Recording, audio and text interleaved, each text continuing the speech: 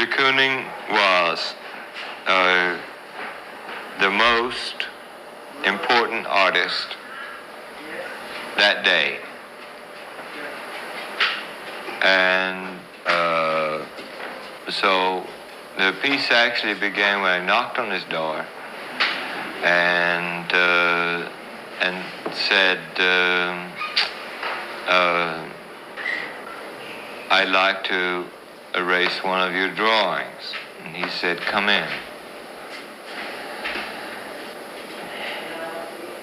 He gave me a drawing after he looked through two other portfolios of drawings.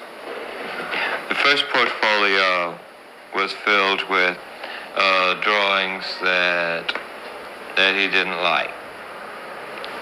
Second portfolio was filled with drawings that he liked, but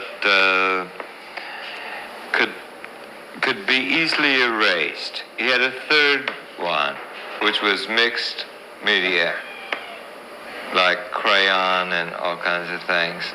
And so I got one of those.